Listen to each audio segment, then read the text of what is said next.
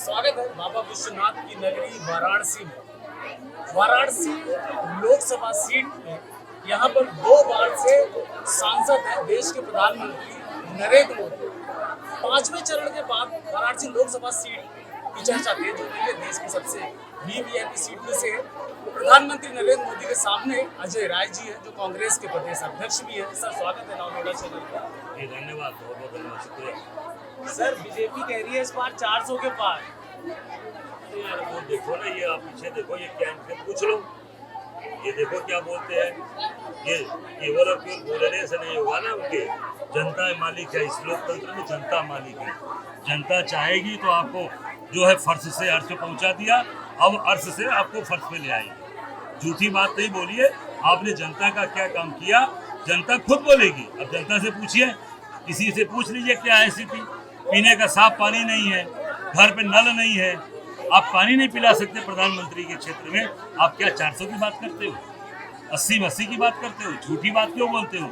जनता इस बार इनको इनकी औकात बता देगी, कहाँ खड़े हैं, किस जगह पर खड़े हैं। पूरी तरीके से आप देखना, प्रधानमंत्री लगातार बनारस में प्रवास कर रहे हैं। इसके पहले नामांकन में मोदी ने 14-19 किया था, कभी बनारस में रुके थे? मेरा ये सवाल है कि मोदी जी अभी नामांकन करने के पहले रोड शो किए, रात रहे, दूसरे दिन नामांकन किए। गंगा जल पवित्र हो गया, माँ गंगा साफ हो गई, गंगा जल का आचमन तक नहीं किया, गंगा जी में स्नान तक नहीं किया। आप जरा स्नान करिए, 80 पे जाके आचमन करिए, आपको पता चल जाएगा गंगा जी का पानी ऐसा। हमारे लिए तो माँ गंगा किसी भी रूप में रहेंगी, पवित्र हैं। हम निश्चित काशी वासी हैं। और तो और जो आप जो नारी वंदन अभिनंदन की बात करते हो, आप बच्चियों का रेप किसने किया? बीएचयू के अंदर काशी हिंदू विश्वविद्यालय पवित्र स्थान, माँ सरस्वती का स्थान जो हमारे पंडित मदन मोहन मालवीय ने स्थापित किया, जो आईटी की बच्ची के साथ रेप किया, उसमें तीनों भारतीय जनता पार्टी के आईटी सेल के नेता थे। कोई कार्रवाई नहीं हुई। कोई कहते हैं योगी जी हम सबका बुलडोज कराते हैं। कोई मकान गिराया गया तीनों आईटी सेल के नेताओं का? कोई कार्रवाई हुई? कोई कार्रवाई नहीं। इसी मोदी के क्षेत्र में 6 साल की बेटी के साथ रेप होता, कोई कार्रवाई होती है? कुछ नहीं होती है। आज इनके घर पे आप देखिए क्या स्थिति है।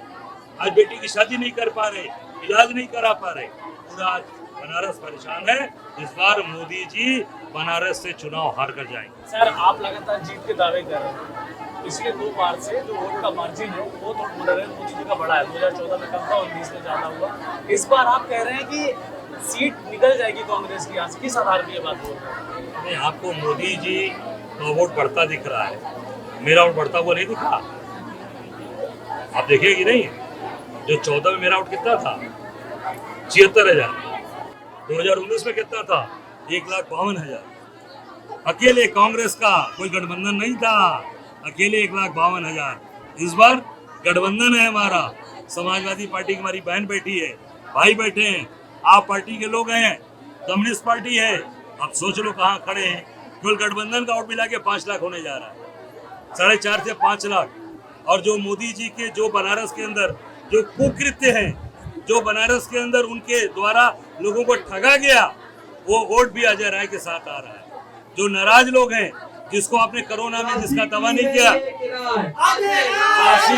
काशी को जो उसमें आपने कोरोना में आपने दवा नहीं कराई, कोरोना में आपने ऑक्सीजन नहीं दिया, कोरोना में बेड नहीं मिला, जो मर गया उसके परिवार का, वो किसके साथ खड़ा? अजय राय कोरोना में खड़ा था, सर पे कफन बांध के खड़ा था, खाने से लेकर दवा से लेकर इलाज से लेकर खड़ा था।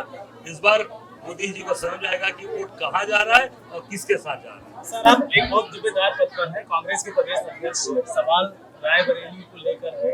हम 80 लोकसभा सीट से पिछली बार राहुल गांधी जी चुनाव लड़े थे, इस बार वो रायबरेली चले गए, जिसपे बीजेपी सवाल खड़ी कर रही है कि राहुल गांधी जी डर गए। अब वो चुनाव आज हो रहा है, दोनों जगह भारी बहुमत से जीत रहे हैं और डंके की चोट पर जीत रहे हैं।